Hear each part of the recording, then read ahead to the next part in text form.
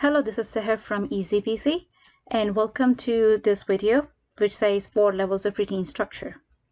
In this video, what we are going to discuss is we will discuss the 4 levels of protein from primary to quaternary. We will discuss each type in detail as well.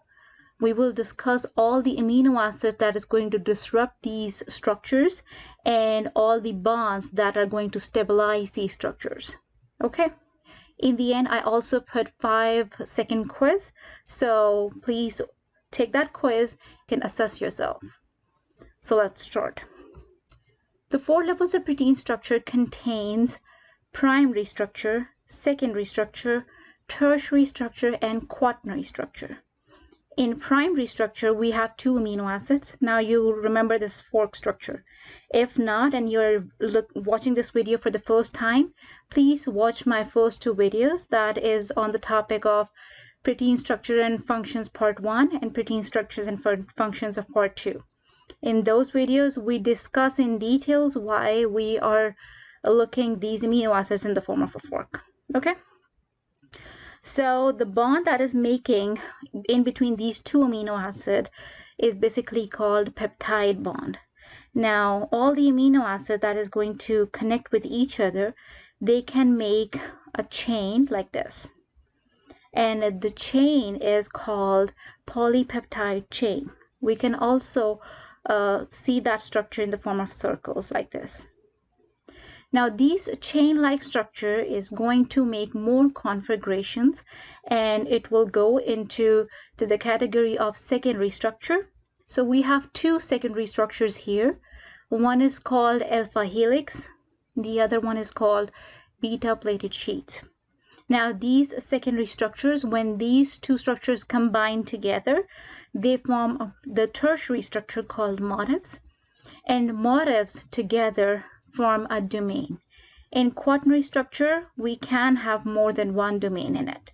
Okay, so this is the whole picture that what we are going to discuss in detail in the further stages of this video. Okay, perfect. Let's begin. I'm going to start with the secondary structure now because we already discussed the primary structure in detail in my first 2 videos. Okay. In the secondary structure, the first structure that we are going to discuss is called alpha helix. Now, alpha helix is the most common secondary structure. It is present in spiral shape and it is tightly packed with each other.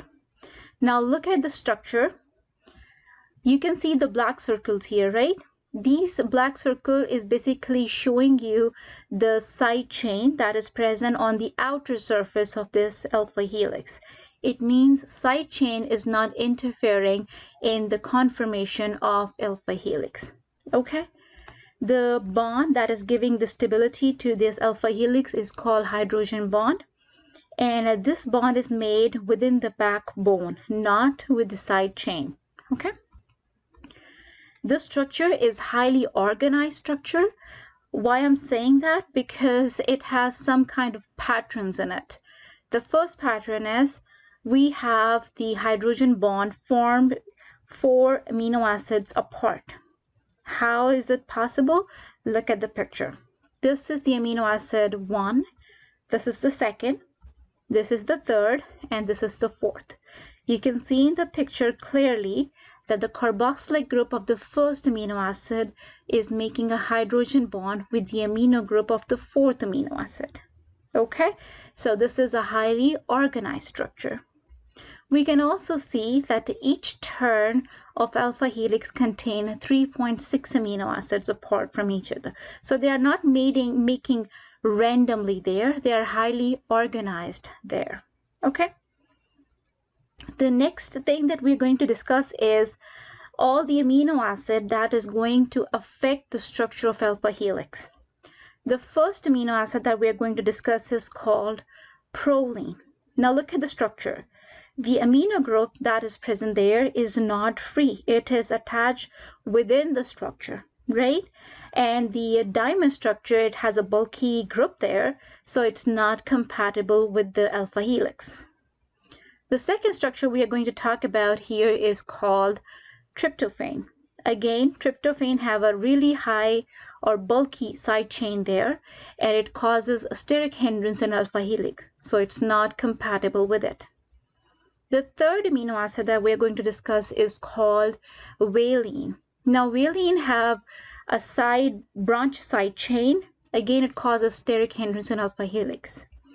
Isoleucine, similarly, or just like valine, it also have branch side chain, and it also causes steric hindrance in alpha helix. If you have large number of acidic and basic amino acids there, obviously acidic and basic amino acids have charge on it, so they either can repel each other or either can attract each other, again can disrupt the structure of alpha helix. Okay, next structure that we are going to discuss is beta plated sheets. In beta plated sheets, you can see every amino acid there is making a hydrogen bond with the adjacent amino acid. So you can see with the red boxes there that every amino acid is participating here for making a hydrogen bond. In alpha helix, 1 and 4th amino acid was making hydrogen bond, but in beta plated sheets, every amino acid is making a hydrogen bond. Okay? Now, beta plated sheets can be differentiated into 4 different types. The first type is anti-parallel. You know by the name, all the beta plated sheets are basically in opposite direction. In parallel beta plated sheets, all sheets are in the same direction. The interchange chain beta plated sheets, these are basically the hydrogen bonds formed between 2 different sheets there. So if you can see in the picture, I have one sheet with anti-parallel, one sheet with the parallel sheets there. If a hydrogen bond is formed in between these 2 different beta plated sheets, then it's called interchain beta plated sheets. If a hydrogen bond is formed within the sheet, then it's called intrachain beta plated sheets. Now, this tiny box that I put there, this tiny portion is basically called beta bends. Beta bends promote the formation of anti-parallel beta sheets. It consists of 4 amino acids in which proline and glycine are frequently present. It occurs at the surface of protein and give it a globular structure instead of a linear form. Now, we discussed the 2 main secondary structures. When these 2 secondary structures join together, they form some repetitive secondary structures. We can also call it tertiary structures or super secondary structures. Doesn't really matter. It falls in that category. Now, the first repetitive secondary structure that we are going to discuss here is called helix loop helix. The second one is called beta alpha beta. The third one is called beta meander, and the 4th one is called beta barrels. Now, they have an organized repetitive structures over there. Non-repetitive structures include loops and coil formation. Now, before going to the quaternary structure, we should know how protein folds there. In this picture, you can see there are 2 different process that is showing you the protein folding. The first picture is showing you that ribosomes are making the messenger RNA, and it is going to fold. If it folds correctly, it's going out in the form of Golgi bodies. If not, then it's going to degrade by the proteasomes there. Okay, in the second picture, when the protein is coming out from the ribosomes, it is attached with the helper called chaperone. Now, chaperone, what they are doing here is they are attaching to the hydrophobic side of protein and not letting the protein to fold. Once the protein is fully formed there, then these chaperones are going to help the protein to fold correctly. Now, the tertiary motifs, the tertiary structures, when they join together, they can make quaternary structures and domains. Each quaternary structure can consist of more than 1 domain. I already said that in the overview slide. So polypeptide chain that are greater than 200 amino acids in length generally consist of 2 or more domains. Each domain has the characteristics of small, compact, globular protein that is structurally independent of the other domains in the polypeptide chain. So these domains basically can work independently from each other. Now, how the tertiary and the quaternary structures are stabilizing each other. We did talk about the secondary structures are stabilized by hydrogen bonds basically, but those hydrogen bonds were formed within the backbone of the polypeptide chain. For tertiary and quaternary structures, the side chains are involved in stabilizing these structures. So we have 4 different kinds of interactions here. The first interaction is disulfide bond. Disulfide bond basically formed between the 2 cysteine residues that comes in front of each other or comes in close contact with each other. The second interaction we have is called hydrophobic interactions, and these interactions are formed between the non-polar side chains. Ionic bonds are formed between the charged amino acids, and hydrogen bonds between the serine and threonine side chain that is present there. Okay, so these are the basically 4 kind of interactions that is going to stabilize tertiary and quaternary structures there. Now let's go for the 5-second quiz. Before starting this quiz, I will recommend you to watch my previous video that was on quantitative test, qualitative test, and sequencing of protein, because some of the questions are also going to link with those slides. So please watch that video. I will put the link in the description. Now let's start, okay? Be ready. First question, what is the function of ninhydrin? This is the clue. 5, 4, 3, 2, 1. It changes the color of protein to purple.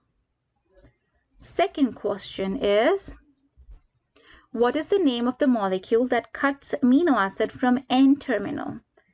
This is your clue. 5, 4, 3, 2, 1. It's called Edmond reagent. If you said phenyl isothiocyanate, that's correct. If you just said Edmond reagent, that's correct. Doesn't really matter. Third question. Which amino acid disrupts the structure of alpha helix? Name 1. 5, 4, 3, 2, 1. These are the structures. Proline, tryptophan, valine, isoleucine. If you said any one of them, or if you said acidic or basic amino acids in large amount, the answer is right. Okay. Next question. Next question is, what is the difference between motifs and domains? 5, 4, 3, 2, 1. Motifs cannot function independently while domains can. If you choose any other difference between motifs and domains, the answer is right. Next question is, what is the difference in stability between secondary and tertiary structures of protein?